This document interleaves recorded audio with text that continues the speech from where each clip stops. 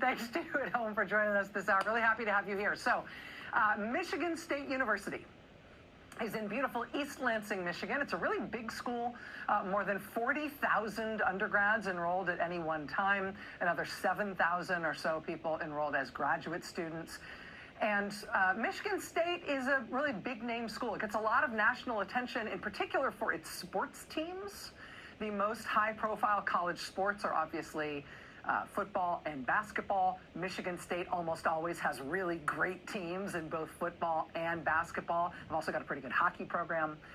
Because Michigan State is a Division I school and because they are very, very good at the sports that get on TV. And most especially because they're part of the Big Ten, which is a big, highly televised, lots of attention athletic conference in this country. Whether or not you got any connection to Michigan, people all over this country know Michigan State and the Michigan State Spartans. Well, last night, the Faculty Senate at Michigan State voted that their school should join the other schools in the Big Ten in a totally non-sports related agreement. The faculty at Michigan State voted last night that their school should join with all the other schools in the Big Ten and what they're calling a mutual defense compact, a mutual academic defense compact. And what that means is kind of what it says.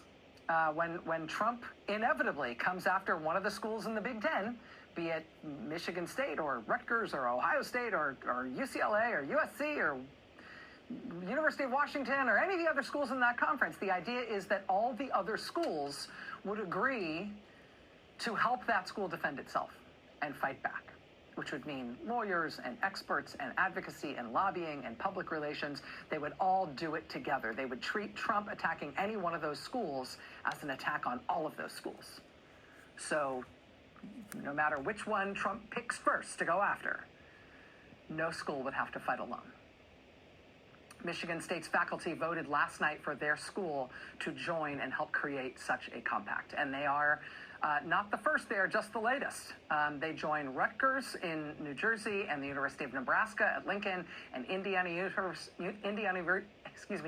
University at Bloomington. Also outside the Big Ten, the University of Massachusetts at Amherst. All those schools have taken the same or similar steps thus far. According to the Chronicle of Higher Education and our own reporting, we are expecting votes along these lines soon at the Ohio State University and the University of Michigan and the University of Washington. We believe a vote like that is under discussion already at the University of Minnesota and at Penn State. We've also had faculty at Northwestern and the University of Oregon already pass similar but sort of more mild statements saying that they are generally in favor of this kind of idea. But, you know, a statement is just a statement. All that and $1 will buy you a scratch ticket. And frankly, time is short. But I'm telling you, this is a movement that is nevertheless picking up steam. Today, we've got grad student unions at a whole bunch of universities asking for their schools to join in a mutual academic defense compact like this as well.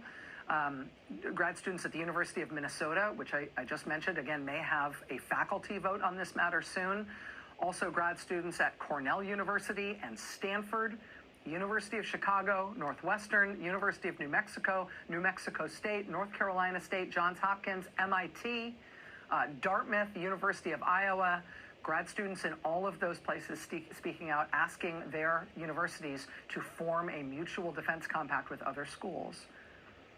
Tomorrow, this is one to watch for in Wisconsin. In Madison, we're expecting a big rally at the University of Wisconsin at Madison to demand that that school join such a compact as well.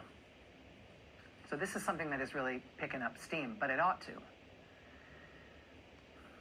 Vice President J.D. Vance gave a keynote speech to a national conservatism conference a couple of years ago, and the title of his speech was literally, "The Universities Are the Enemy."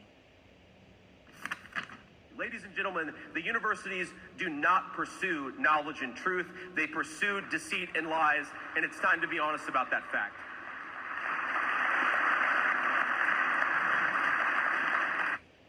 The title of the speech was literally, "The Universities Are the Enemy." He ended the speech with a quote from Richard Nixon, "Professors are the enemy." And he didn't mean it ironically. They're really not kidding about this stuff. Part of their mission is to use their power in the U.S. government to destroy American higher education, to destroy U.S. colleges and universities, not because of any particular thing that colleges and universities are doing, but just because they think they're bad and they shouldn't exist, and they are going to try to destroy them.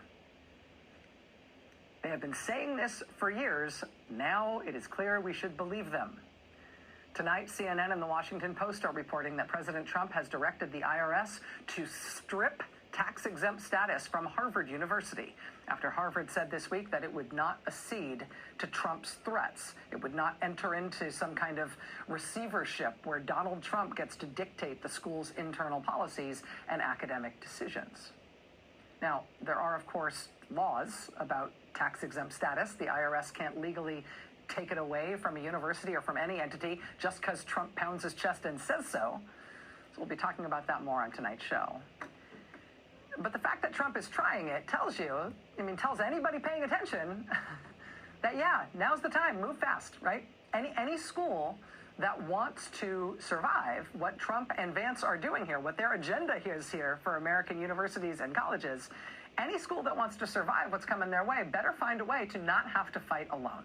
And so, yes, now we are seeing all kinds of colleges all across the country move toward mutual defense pacts with other schools. Basically, little NATO treaties for all the colleges. An attack on one is an attack on all. I will tell you, I have no connection to any of these efforts, but I would just say, as an observer, just speaking strategically, my only note on this might be, go faster. Once he's targeted you, it's too late to have a mutual defense treaty in position. You have to have these things in place ahead of time before he signs that executive order or yanks your funding or does whatever he's going to do to you. Time is short. River rises. So we're going to stay on this. We're going to keep you posted. While